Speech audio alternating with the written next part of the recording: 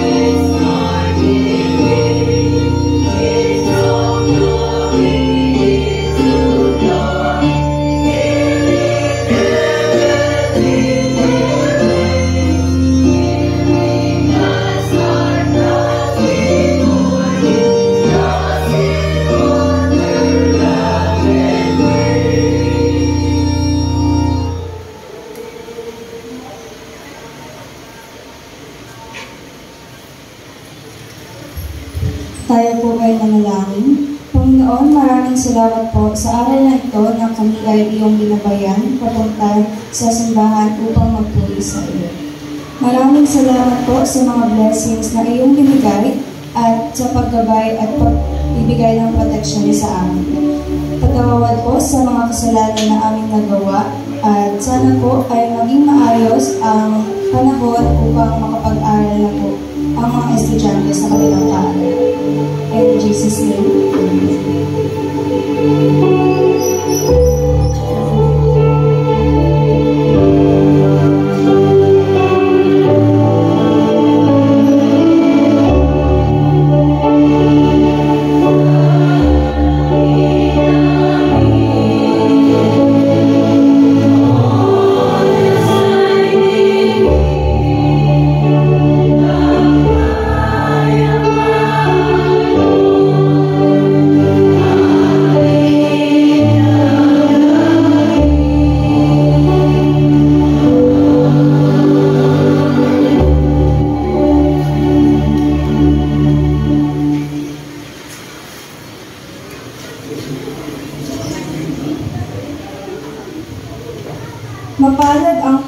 iyong pinatawad ang kasalanan at pinatawad rin sa kanyang mga pagsasalang. Mapalad ang taong hindi pinaparatangan sa harap ni Yahweh, hindi siya nalinlangan.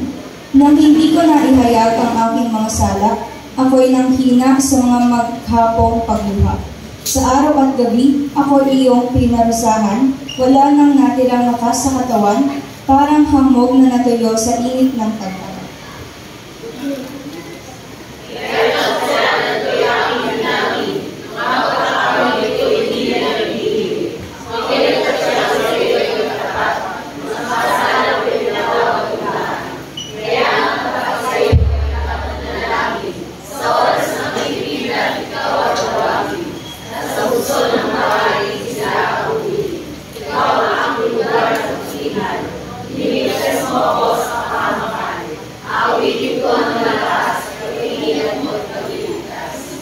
Ang sabi ni Yahweh, aakayin kita sa daan, tuturuan kita at laging papayuhan.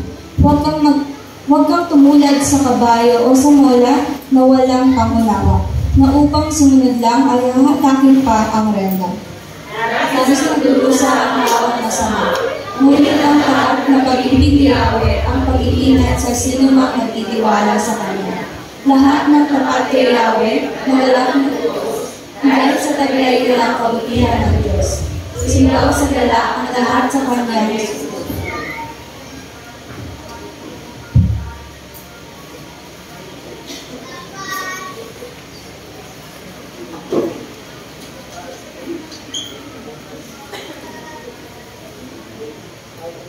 Ay tumayo para po sa magbibigay galang sa salita ng Diyos na matatagpang po sa aklat ng San Lucas chapter 15, beginning verse 1 up to verse 3. Luke 15, 1 to 3. Sabi po yung Diyos dito, maraming maniningil ng buwis at iba pang mga itinuturing na makasalanan ang pupunta kay Jesus upang makinig sa salita o sa Kanya.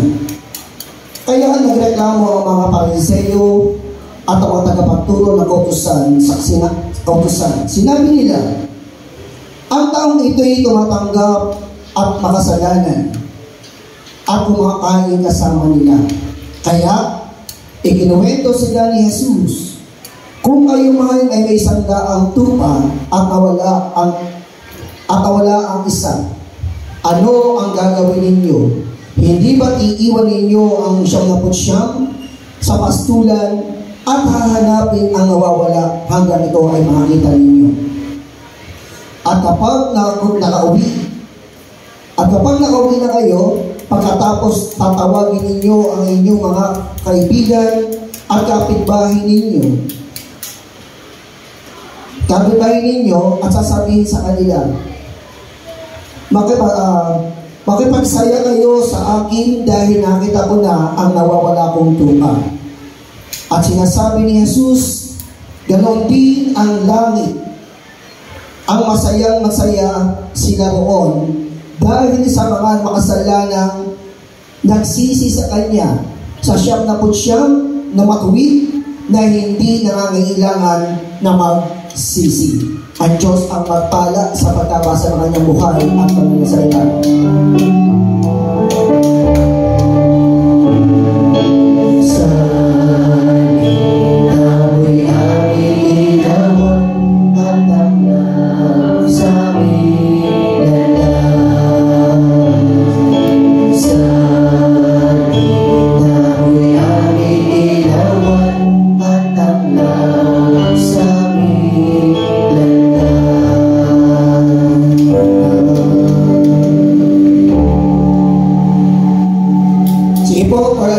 Muna po tayo. Yan.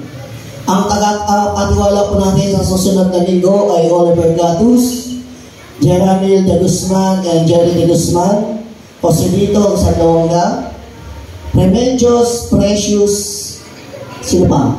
Wala na. Si Ate Remedios at saka si Precious ang ating offering, flower offering.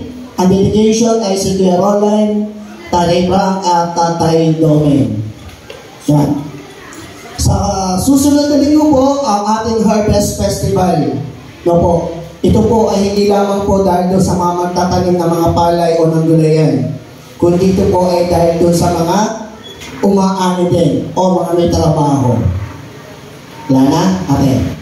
Okay, color coding, red, brown, and white. Yan. Wala na po. Birthday, wala. Wala. Okay.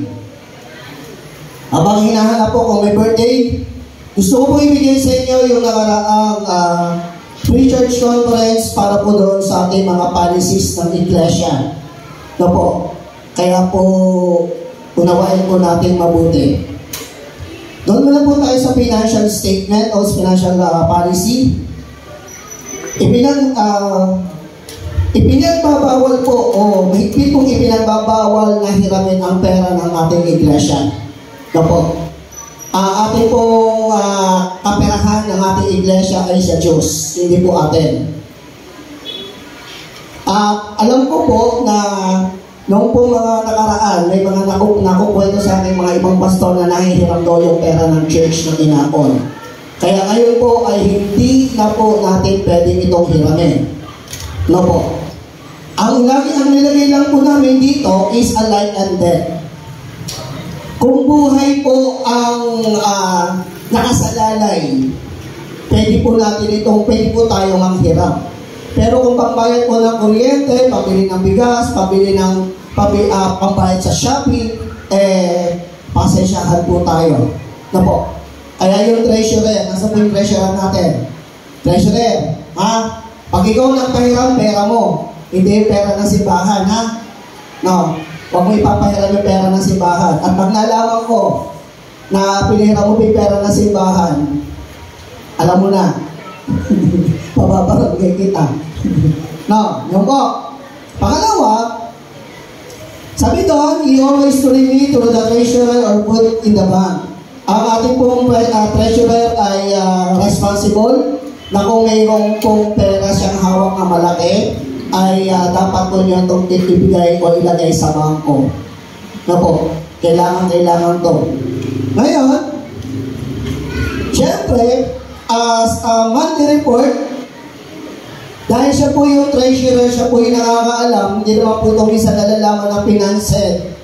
Kaya ang treasurer na po ang taasan natin na mag-report every month.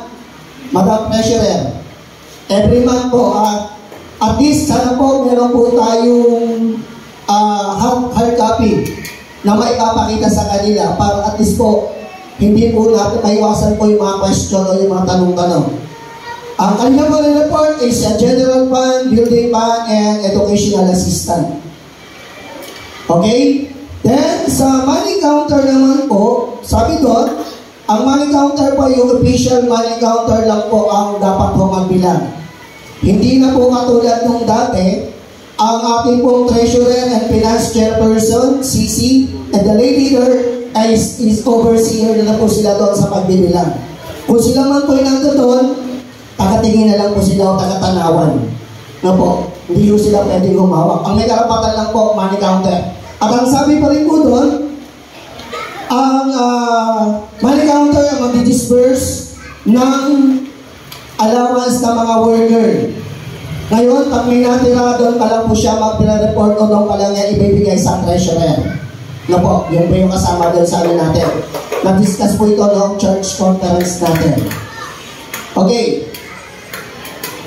The church policy, lima lang po ito, huwag mo kayo mag-alala. Sabi doon about doon sa ating pong instrument. Doon muna tayo sa instrument. Sound system and the projector, the following our church use only. Inside our church, inside and outside of the church. Ang ating mga instrument ay pwede lamang po siyang lumabas kung tayo po ang gagamit. Let's say, for example, nagkaroon po tayo ng mission evangelism. Yun, tayo po gagamit. Pero, hindi po siya pwede ilabas. No, yung mga nasa music team, bawal lang ipangapit bahay ang instrument po natin. Kasi po, pag nasira yan, malaking problema. kayo magpapagawa. Now, sa ating pong hagdanan ng ating pong ladder, it can borrow Justin from the BOT or the administrative pastor. Nagpapaalam naman po, pero sabi nga, ang concept natin nasa si BOT. Parang wala. Wala si BOT. Bago po kayo magsabi sa akin, manager, magsabi mo na po kayo kay BOT. No? At hayaan nyo po, sabihan nyo po si BOT na magsabi sa akin. Pag hindi po nakarating sa akin yung chat ni BOT, ibig sabihin, hindi nyo siya pumayag. O hindi nyo siya nakausap. Bigyan po natin ng respeto yung BOT natin kung bakit natin siya nilagay. No? Kaya dapat po may number kayo o may friend kayo ng ating BOT chair. Maging ito sa property natin sa Kalan. Pag himayram kayo, sabi doon, it can borrow for the funeral use only. Pwede nyo po siyang hiramin kung may namatay. Pag wala po ito ay, bakit hindi binanggit nyo yung paglalagay pag nagbibinyagan? No, tsaka kasalan. Pagpatay lang. No, pwede na rin natin idagdag yun. No, doon sa mga namatay. No, ay sabihin niya, siguro kung kailangan. Hindi lang doon sa namatay. Tsaka doon sa may, baka mga kayo, hindi tayo invite yun eh. No, siguro pwede natin idagdag doon kasi mga special occasions naman yun. Pero, pag gusto ay nasira sa time ninyo, alam niyo na po ang gagawin nyo. Kayo po ang magpapagawa o magpapalit. No. Hindi pa po. Okay, number 5. Hinuli ko po yung number 1. Electric fan, carpet, toga, choir gown, and the color, public, and etc. for the church use, only not for rent. Now, hindi rin po natin ito pwedeng hiramin pagka kayo ay may handaan. Lalo na sa birthday, kung wala kayong pang-artila, sabihin nyo, Mr. Church naman, may ganitong kulay, bawal po. Okay, number 1. The ating pong 3 wheels, it can be borrowed. Pwede pong hiramin. Kaya lang, ito po yung mga dapat gawin. The borrower is required to return the vehicle with a full tank, gas, and be liable when to return in the damage.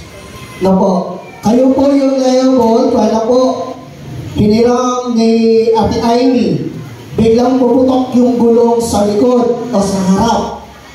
O biglang nawala o naputol yung ehinga o ano man. Siya po ang dapat magpagawa, hindi po ang church ang magpapagawa. No po, kailangan, ang binili niyo siya ay full tank. Pero bakit hindi yata nasama dahil yung 200 times, 200 pesos for maintenance. Okay, and sabi doon, then, sabi doon, the borrower responsible to return the vehicle of the church will report that is a good and working well. Dapat po, makita din namin na maayos siya. No, hindi pwede At pag hiniraw, pagdating po ng hapon o ng gabi, isole ninyo. No. Sole, kailangan isole, hindi ko kailangan patirahin o matalalihin doon sa loob ng bahay niyo. Okay? Nagkakaintindihan po ba? Doon po, dito po, meron dito sa akin na meron 200 na per maintenance. No po, naalala po, hindi ko alam bakit nawala dyan.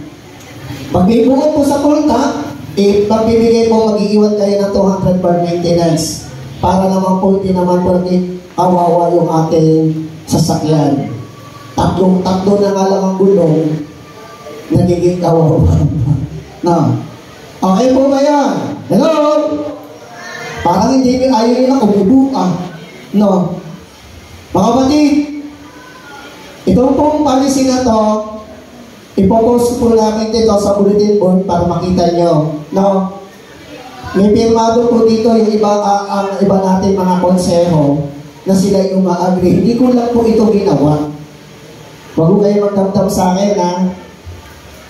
Lalo na pagdating sa finance, ang kailangan yung kausapin ang finance head. Pagdating po sa treasurer, pagdating naman po sa ating church property, ang kailangan niyo po kausapin ay ang ating BOT. Napakasimple lang po. No. Pero ibig sabihin, sa finance, kailangan pa rin sila makipag-coordinate po sa pastor. Kung si pastor ba ay papayag o hindi. Ano kay Marian? Si Kuya Marvin. Alam ko, parang napansin ko si Kuya Marvin. Ayun. No, kay Marvin.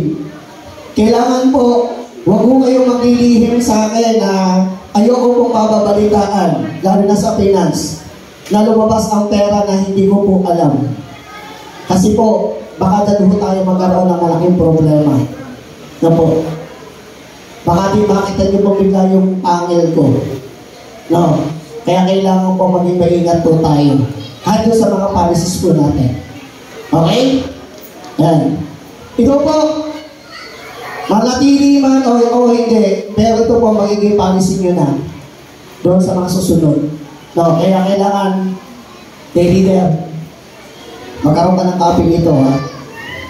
Kasi pagka sa iyo ituturo yung pastor. Pag wala ka na ipakita, bahala ka. No, okay po? Yan. Ano po yung mga may birthday? Sabi doon, ba't na wala? Si Gino Rodriguez, Enrico Benuya, and Jasmine Pascual. Asa po sila? Yan. Jasmine. Sige po, tayo po ay awitan naman natin sila.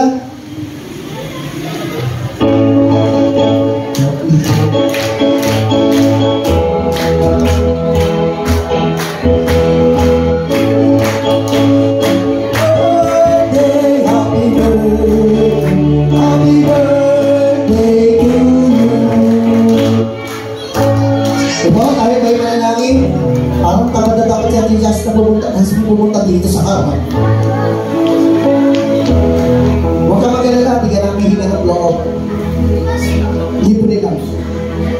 Okay, tayo po ay mananangin. Lord, salamat po sa lahat ng mga kapatuloy na ngayon ay mabibiwag ng kanilang kakawan. Mula sa buhay ni Jane Rose, sa buhay ng Ate Jasmine Ogay, sa buhay Panginoon ng Enrico. Diyos, salamat sa mga taon, sa mga araw na dumarating sa kanilang buhay. Ito yung nagpapala, ikaw yung nakakalaga. Dalangin po namin, ikaw ang aming Diyos ang katuhan upang sa kanilang mga buhay na kanilang matutunan ang kanilang mga panalangin at ang kanilang mga motibo. Okay, aming panalangin, kami magpapasalamat sa pangalan ni Jesus. Amen.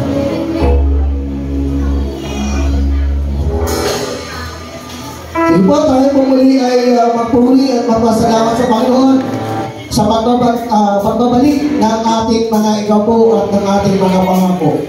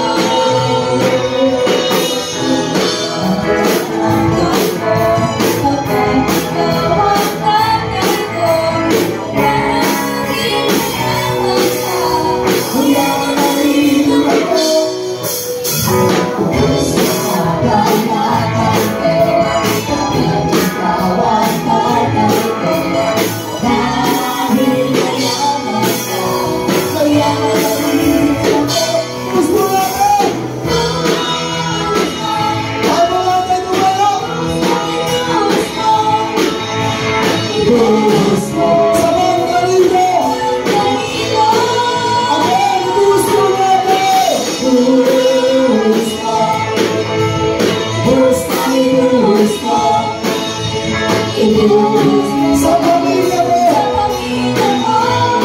Ibayan mo namin.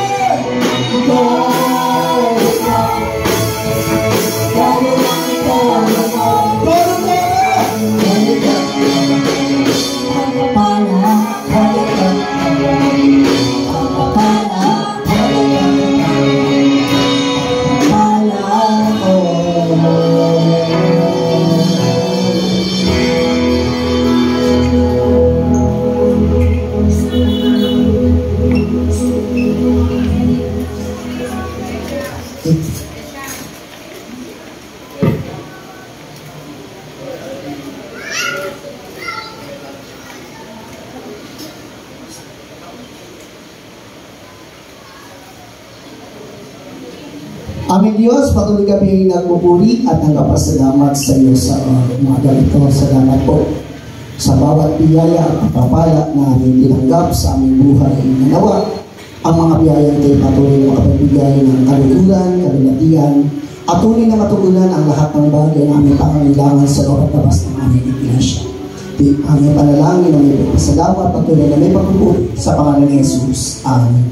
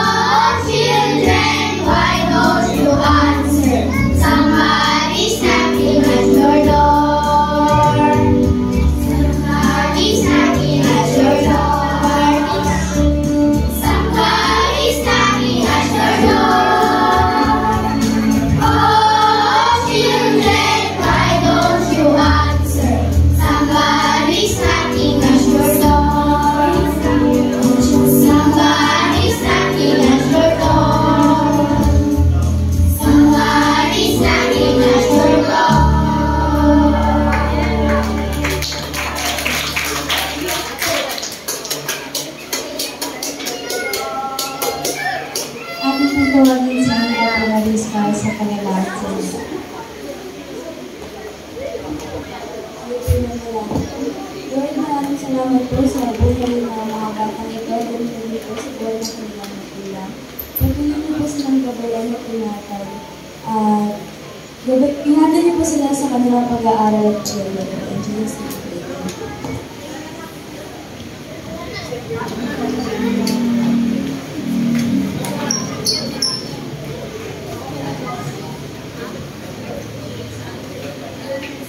Yan. Morning po. Wala na akong kasama. Magandang umaga po. Yan. Ang ating pong konteksto ng ating lectionary is about doon sa 1 Corinthians. Doon ikaw ay isang tagapaglingkod, ikaw ay tinawag ng Diyos bilang isang maging ambassador of God. Ikaw ay isang Kristiyanong nagre-reconcile. Ikaw ay isang Kristiyanong bumubuo. Kahapon, sa devotion namin sa mga kabataan, an example din siya doon sa isang tag-of-war. Sino nakapaglaro ng tag-of-war ng kabataan niya? Dahil na sa mga edad. Yan. No. Sabi doon, ang isang team ng tag-of-war, kung kayo isang team, kayo ay kailangang may pagkakaisa. May pagkakaintindihan, may lakas para lumaban. At doon ay pinakita na minsan, kung titignan po natin yung group niya, bakit po ba siya dikit-dikit, 3 o 4 na lubid o bigla ng lubid na talaga masasabi mo na siya ay mas pinatatago, mas pinatibay.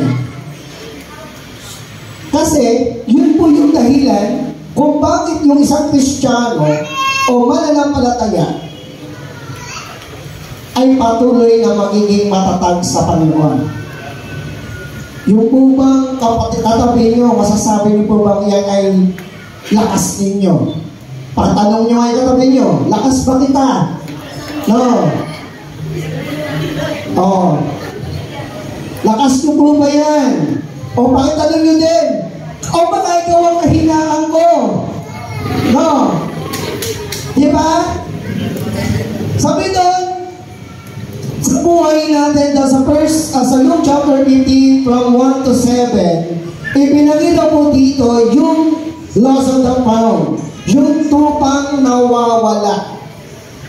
Imigaling nga po kayo sa paligid nyo, baka may nawawala na, hindi nyo napapansin. Now, nawawala, nagwawala, o iminawala,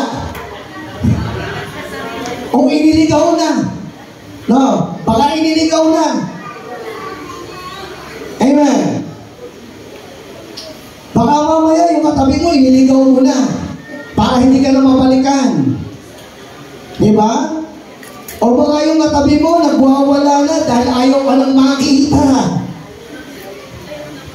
O, baka yung katabi mo, nawala dahil din sa'yo. Pero ang sabi nga ng Portatus, ng ating konteksto, the purpose of God is a giving reconciliation to reconcile for the other. Tayo kaya ay ginagamit ng Diyos para ayusin yung mga bagay na gusto. Pero baka nangyayari, tayo yung gumagawa ng malaking gusto. Ano kaya siya? Ano? Diba? No. Bakit kayo nagiging dahilan? O baka naman, sabi ko sa mga kabataan kagabi, baka instead na team ang inaon yung MC, bahala ka dyan, matanda ka na. Yung paghatag mo na gano'n, biglang mong bibitawan. Kaya yung mga kasama mo, ano nangyari? Nadapa, natisod, naadagan. Diba? nahuli, o nataya. Bakit?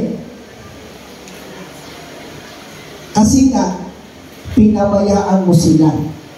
Ano ginawa mo doon sa room? Ano ginagawa natin doon sa ating pananampalataya? Nakahawak ka lang. Pero, no reaction. Humawa ka doon sa room, humawa ka doon sa lubi, humawa ka doon sa pananampalataya mo sa Diyos, pero hanggang hawak lang. Ang sinasabi mo, okay na to. At least, Kristiyano ako. Amen. Ha? Anong amen kayo dyan? Masaya kayo na Kristiyano lang kayo? Oo. Ano sinasabi yung amen? Nakarinig na kayo ng muwang-muwang eh. No. Masaya ako kasi nakahawak lang ako kay Lord. Kasi may faith naman ako. Bahala sila. Pero ang sabi ng Lord, the all believers sa team. Amen. O yun, ayaw nyo na mag-amen. Kasi baka mali na naman sagot nyo. Lahat ng mananampalataya ay dapat nagkakaisa. Amen. Kaya dapat alam mo yung nawawala, alam mo yung nagwawala, at alam mo yung iniwala. Hello? Sino na yung nawala sa tabi mo? Marami. Ano ginawa mo? Bahala sila. No. Diba? Nung nawala yung katabi mo, ano ginawa mo? Alam sa sa'yo. Sabi na, ano pa sa ako? Diba? Wala kang kay, wala kang say. Bahala siya. Gusto niya yun eh. Ayaw ko makialam sa kanya. Kasi ayaw naman niya na pinakikialaman. Hindi ka naman nakikialam eh. Pinaalalamanan mo siya. Amen. Kasi baka mamaya naman kasi approach mo. Hoy, bakit ka mo sinilalan nito? Ano ginawa mo? Mga kapatid, ulitin ko. Marami tayong minsan ng mga kapatid sa pananampalataya. Hinihintay ang alas 10 para mapunta ng SM. Hinihintay ang alas 10 para mapunta ng Unitap, mapunta ng kung saan man para sila makapag-asyal. Uulitin ko sa inyo, hindi po lahat ng blessings na tinatanggap natin ay pagpapalang mula sa Diyos. Kanina po, sabi ko, may kapatid tayo, sabi ko, ate, kung isang buwang ang nawala, pastor, yung linggo lang. Mga kapatid, isipin niyo po lagi, yung upuan nyo na yan, every Saturday of the night, or every Saturday night, alam niyo ba na, miss ni Lord na kayo ay makita tuwing araw ng linggo para kayo nakaupo dyan? Pero tayo, baliwala lang lahat. Minsan lang naman ako absent eh. Minsan lang naman ako mawawala eh. Okay lang yun. Pero ang sinasabi ng Lord sa atin sa umagang ito, una, ang sabi ng Lord is, yan, Jesus is the ministry to all the sinners. Tandaan po natin mga kapatid, ang ginawang pagmiministeryo ni Jesus ay para sa lahat ng makasalanan. Kasama tayo doon. Kasama tayo sa ministeryo ng Diyos na tayo ay makita at makaranas ng tunay na kaligtasan. Makaranas ng isang buhay na ganap at ng isang buhay na kasyasya. Kaya bakit tayo natutuwa pag may mga taong nagkakamali? Bakit tayo natutuwa pag may mga taong nakakagawa ng kasalanan? Natutuwa po ba tayo? Amen? Hindi. Pero, wala ka din ginawa o wala rin tayong ginawa.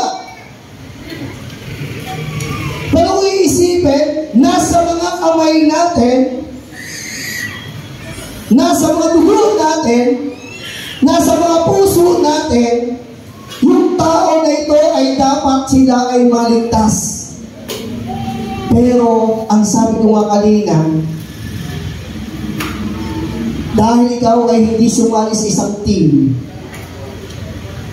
paano tayo magtatagumpay?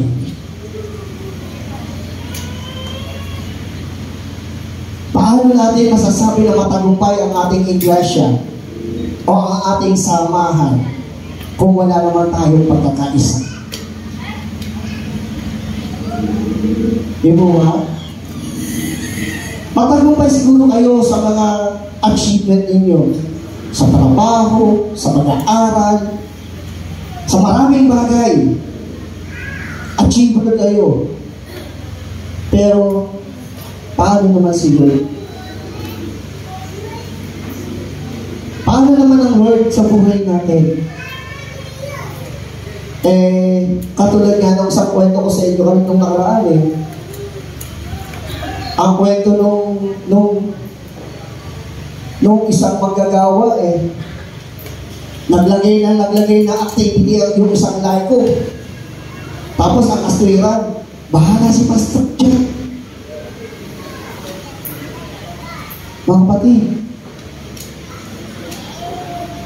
hindi po lahat ng activity ay kayang gampanan ng pastor. Alam niyo po, nung ako po ay nasa isang church,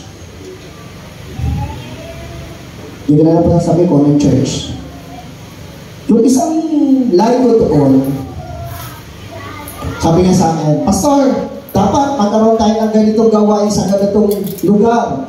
Sabihin natin sa Dulong Malabon, magkaroon tayo ng gawain dito sa ganitong lugar. Doon sabihin natin sa Batasan. Tapos magkaroon pa tayo ng gawain dito sa ganitong lugar. Bigla akong tinanong, ang tanong mo agad, sino po ang kikilos? Sabi niya, ikaw. Ha? Ako? Naglagay ka ako kayo ng napakaraming gawain, tapos ako na pala pahihirapan ninyo. Ano gagawin nyo? Support kami, pastor. Hanggang kailan? Yun lagi ang naririnig ng Diyos sa isang Kristiyano. Pastor, I support you. Pero at the end of the day, after 2 months, 3 months, ano nangyari?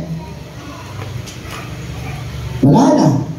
Mag-isa na lang lumalakad si pastor. Kaya ako po personally, nasabi po ako maglakad mag-isa.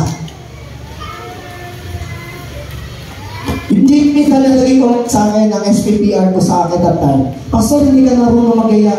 Alam niyo ang schedule.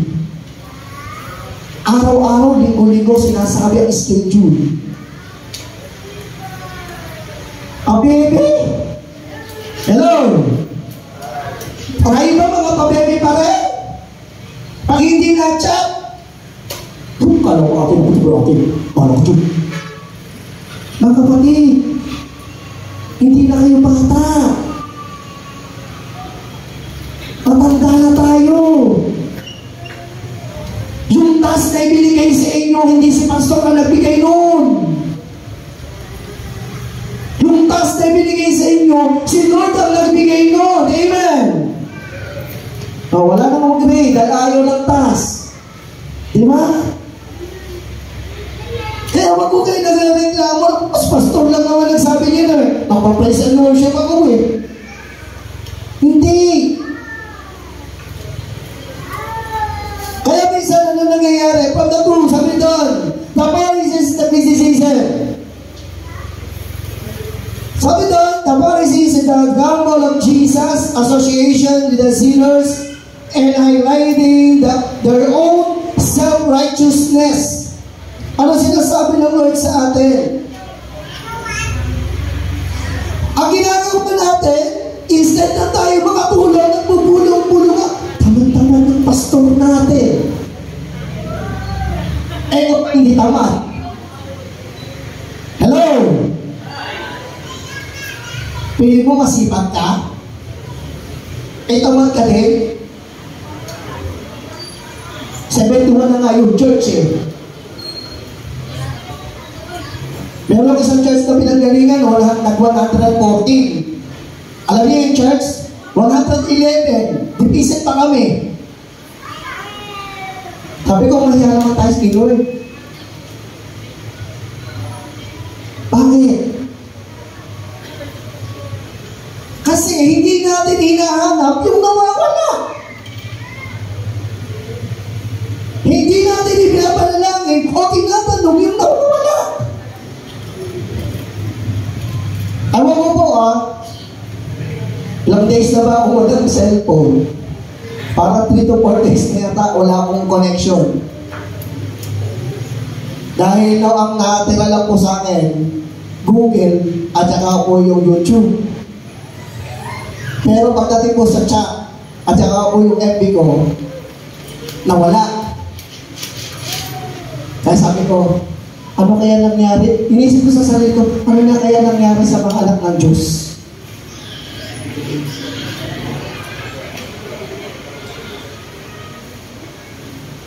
Nakita niyo, wala pa akong paramdam sa inyong lahat.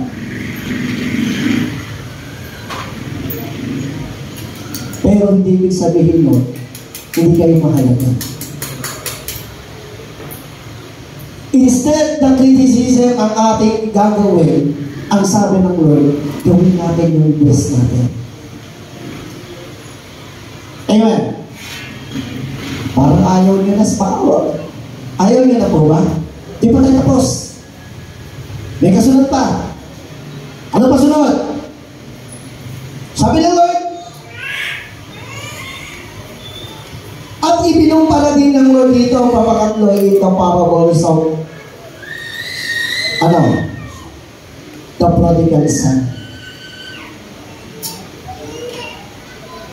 Gusto lamang niya, pag tinignan po natin yung senaryo, hiningi ng kanyang anak, yung sa kanyang ama, yung lahat ng pagpapala. Mga kapatid, ibahin natin yung kwento. Pero related.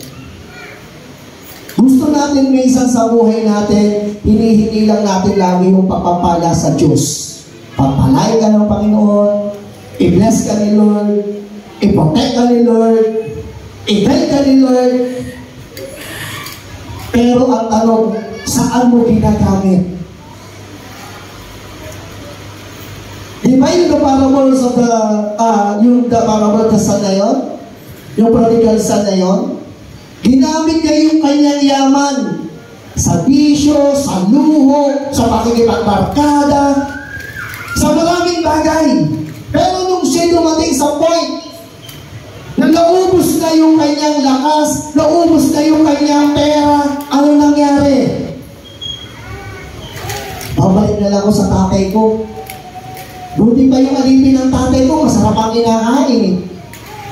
Ako, kinakain ko pagkain ng baboy. Mga kapatid, huwag po natin hintayin na tayo dumating sa punto ng buhay natin na kaya tayo magbabalik loob sa Diyos kasi wala na tayong kakapitan pa. Hanggat may kakapitan ka,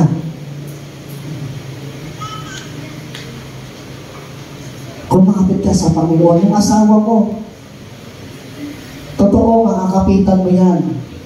Pero, tandaan mo, huhusgahan ka ng asawa mo. Sa anong bagay? Sa lahat ng pangit na ginagawa mo. Hindi mo pwede hindi iinig yan pag nakagawa ka ng mali. Nakakuyawa. Di ba? Hindi mo pwede hindi iinig yan. Yung nanay mo, yung tatay mo, sasabihan ka ng mali. Pero ang Lord, katulad doon sa prodigal son, ano ginawa? Nung nakita niya yung kanyang anak na bumalik, sinalubong niya, niyakap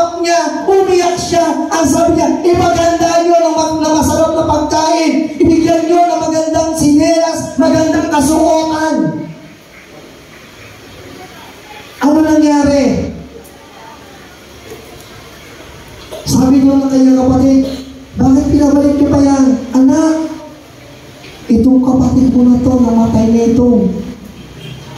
Pero nagbabalik loob. Mga kapatid, marami na tayong kapatid na namatay sa pananampalataya, pero tinatanggap pa rin lang sila Kristiyano. Pero ang tanong, katabi mo ba?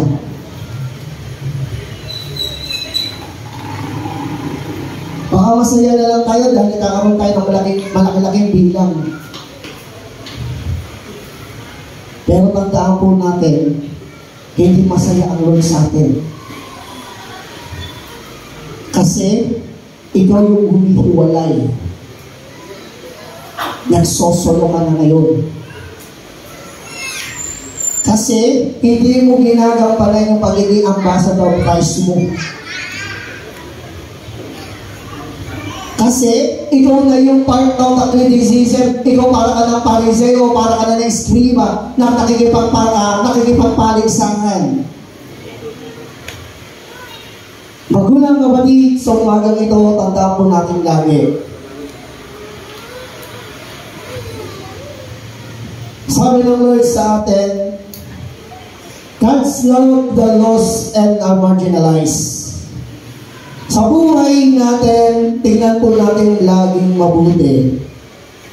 Ang pag-ibig ng Diyos sa mga nawawala at mga hindi pinapansin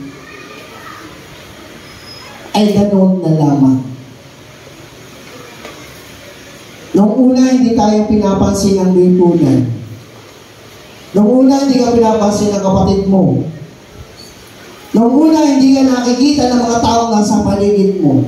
Pero kahit hindi ka man nila pansinin o wala man silang ginagawa sa iyo, pero minahal ka ng Diyos. Kaya ang sabi ng Lord dito, ang paalala ng Lord sa atin, yung pag-ibig ng Diyos sa mga nawawala ay dapat mailagay sa puso natin. Mahalin at ibigin natin yung mga nawawala, kahit na yung nagwawala, kahit yung kanyang sarili ay iniwala, hanapin po natin. Dahil ang katungkulan ng isang mabuting Kristiyano, hanapin ang tunay na nawawala kay Kristo. Mapagpalang mga po sa ating lahat.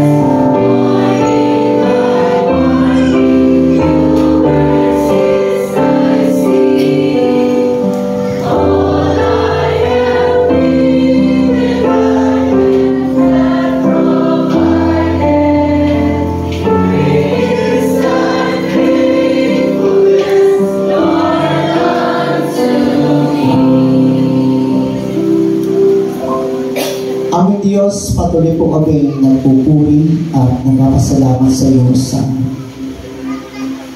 umaga ito.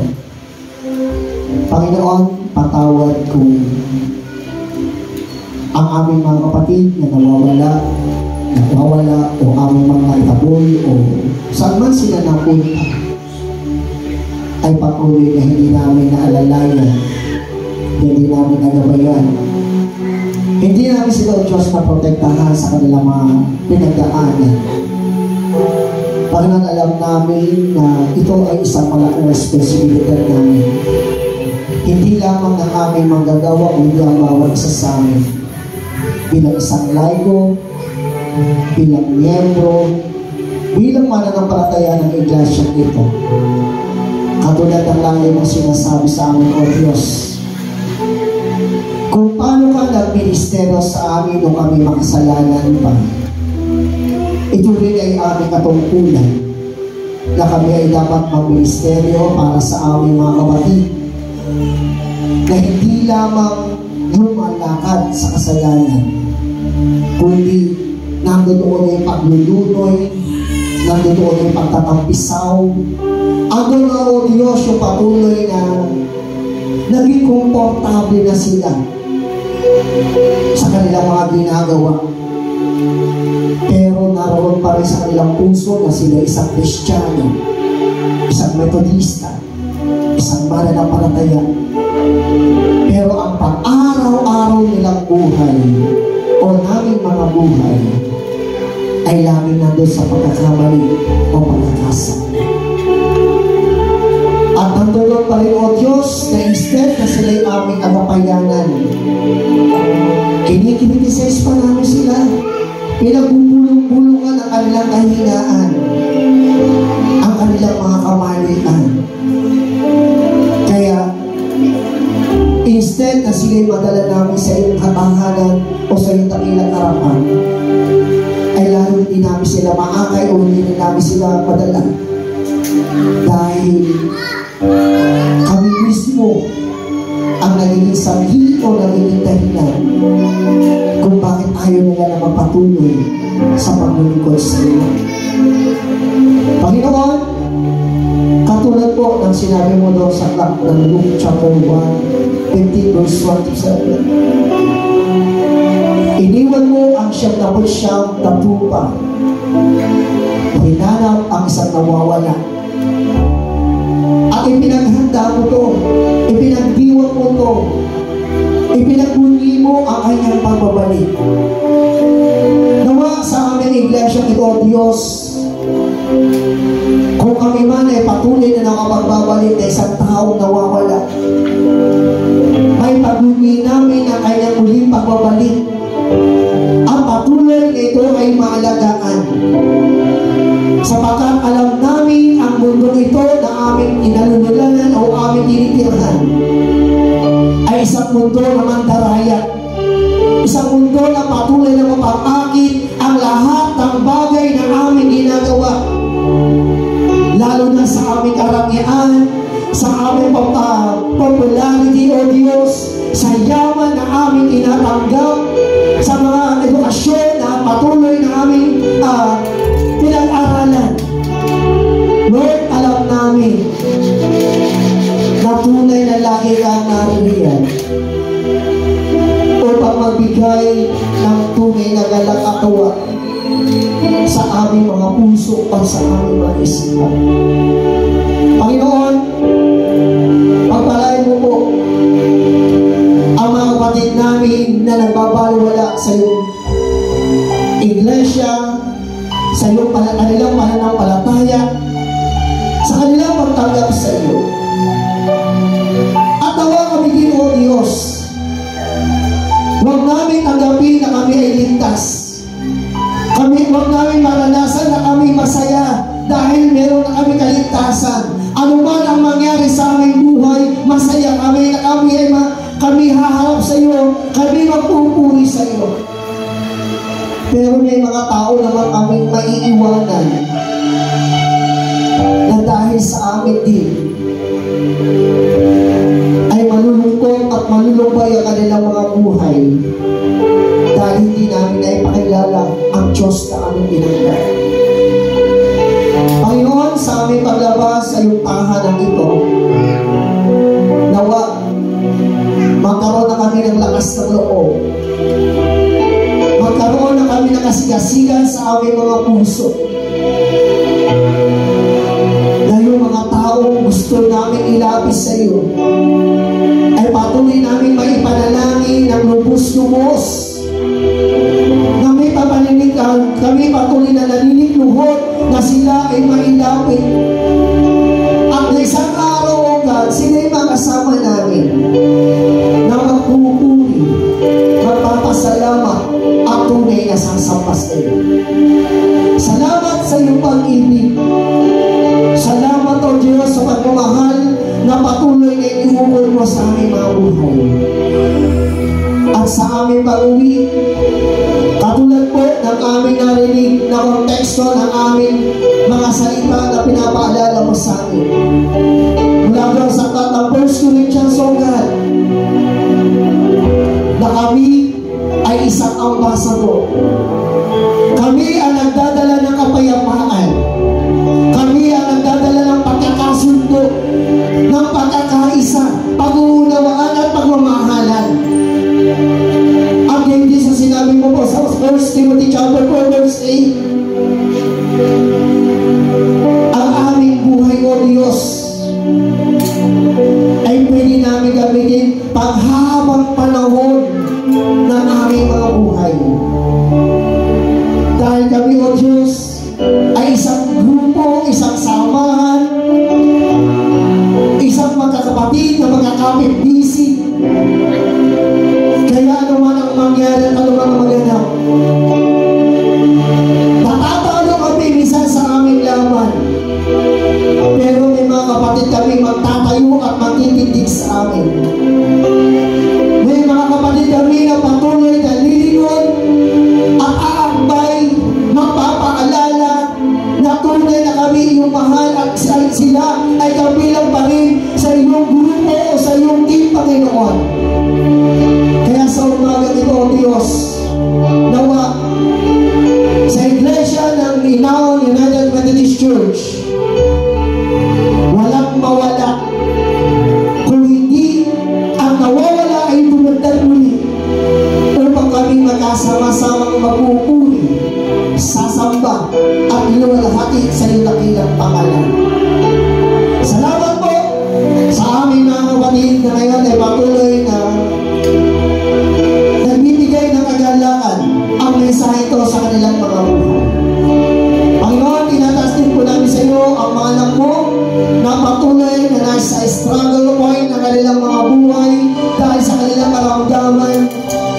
Kay Kuya Guleng, O Diyos, na ngayon ay nakikipaglaban doon sa kanyang minor stroke, maging kinanay Carol, O Diyos, at maging sa buhay ng Kuya Jojo, O God, maging sa buhay ng Nana Norma, kay Kuya Andrew, Panginoon. Lord, alam namin walang imposible sa iyo, sapagkat lahat ng bagay ay posible.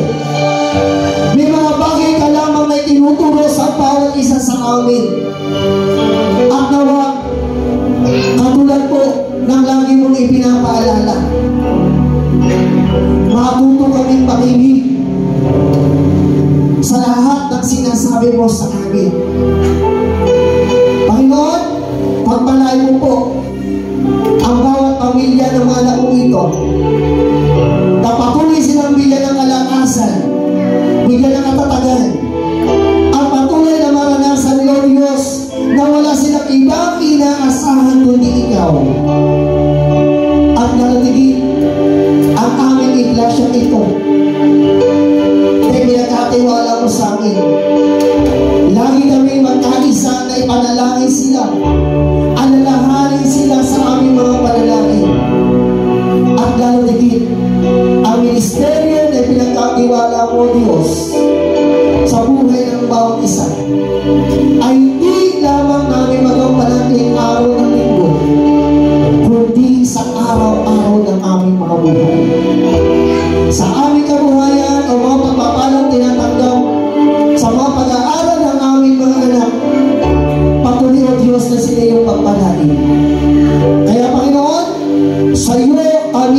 lubos na nagtitiwala. Sa iyo kami lubos na nananalig. At ang aming pag-asa at ang aming buhay ay sa iyo lamang namin patuloy na ipinagkakatiwala at ibinibigay. Ito'y aming panalangin na may pagsamo, pasasalamat at pagsamba sa pangalan ni Jesus. Amen and amen.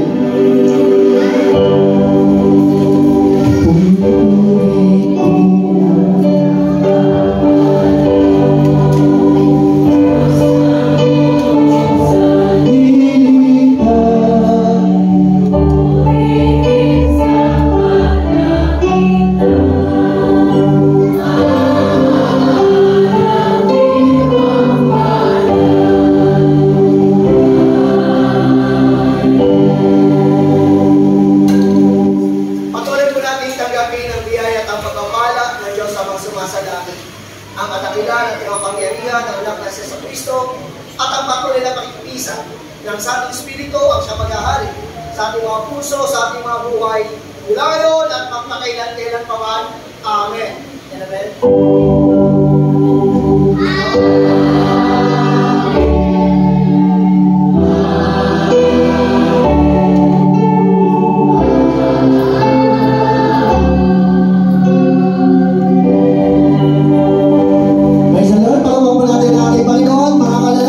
Mag-practice po tayo. No, dahil tayo po ang naka-assign sa Sunday para po sa ating choir. No. Mga kalalakihan, mapagpalang mga po sa ating lahat.